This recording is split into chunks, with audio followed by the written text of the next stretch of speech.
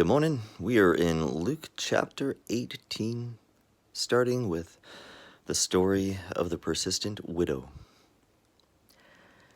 Jesus told them a story, showing it was necessary for them to pray consistently and never quit. He said, "There once was a judge in some city who never gave God a thought and cared nothing for people. A widow in that city kept after him. 'My rights are being violated. Protect me.' He never gave her the time of day.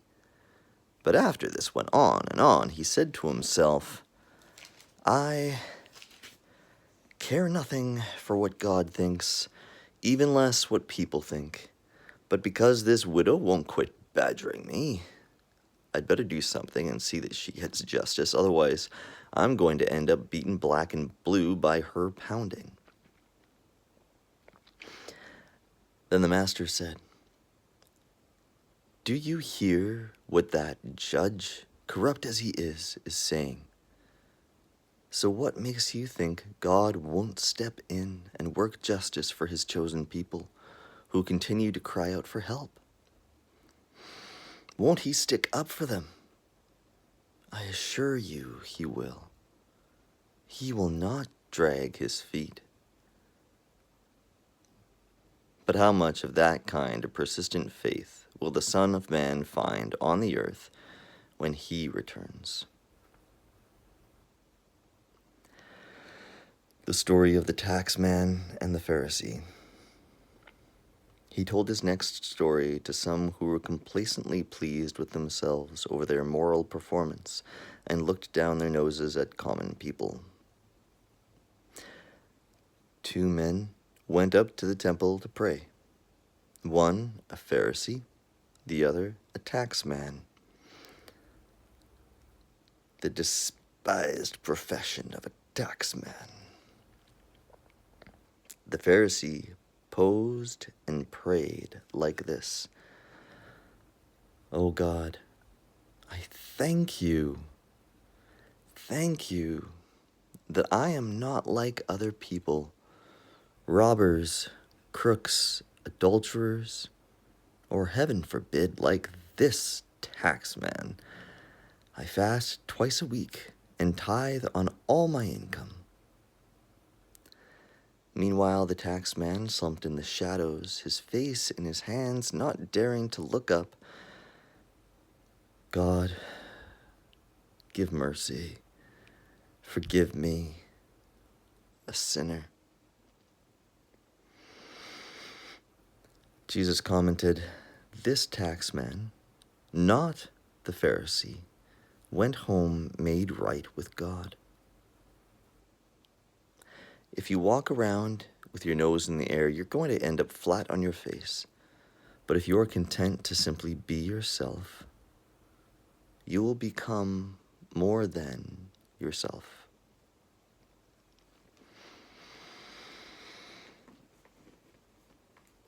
People brought babies to Jesus, hoping he might touch them. When the disciples saw it, they shooed them off. And Jesus called them back.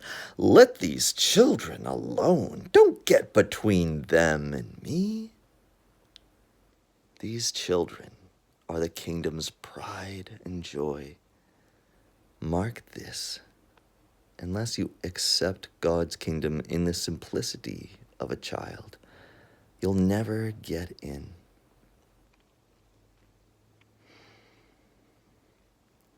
The rich official. One day, one of the local officials asked him, "Good teacher, what must I do to deserve eternal life?" And Jesus said, "Why are you calling me good? No one is good, only God. You know the commandments, don't you? No illicit sex, no killing, no stealing, no lying, honor your father and mother." He said, "I've kept them all for as long as I can remember." When Jesus heard that, he said, "Well, then there's only one thing left to do. Sell everything you own and give it away to the poor. You will have riches in heaven. Then come and follow me." This was the last thing the official expected to hear. He was very rich and became terribly sad.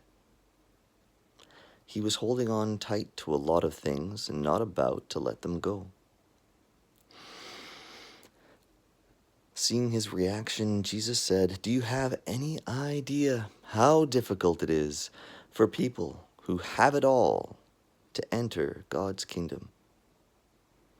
I'd say it's easier to thread a camel through a needle's eye than get a rich person into God's kingdom."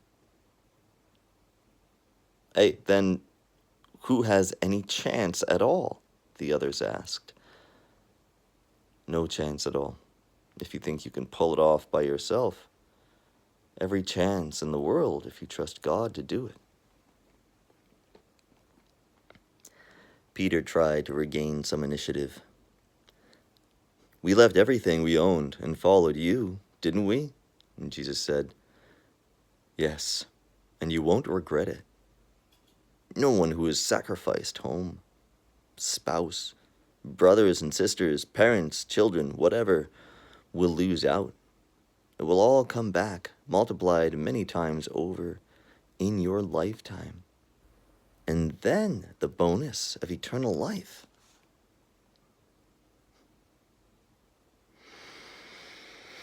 "I want to see again." Then Jesus took the 12 off to the side and said, "Listen carefully, everyone. We're on our way up to Jerusalem, as you know.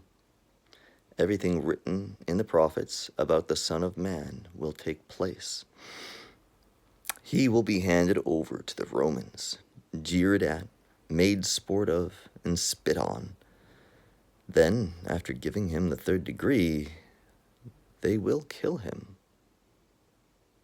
In 3 days, he will rise alive." But they didn't get it. Couldn't make heads nor tails of what he was talking about. He came to the outskirts of Jericho. A blind man was sitting beside the road asking for handouts. When he heard the rustle of the crowd, he asked what was going on, and they told him, "Oh, Jesus the Nazarene is going by." So he yelled, "Jesus, Son of David, have mercy on me." And those ahead of Jesus told the man to shut up. But he only yelled all the louder, "Son of David, mercy, have mercy on me." He said, Jesus stopped and ordered him to be brought over. When the blind man had come near, Jesus asked him, "What do you want from me?" And he said, "Master, I want to see again." And Jesus said, "Go ahead, see again. Your faith has saved and healed you." The healing was instant. He looked up, seeing, and then followed Jesus, glorifying God. Everyone in the street joined in, shouting praise to God in the city of Jericho.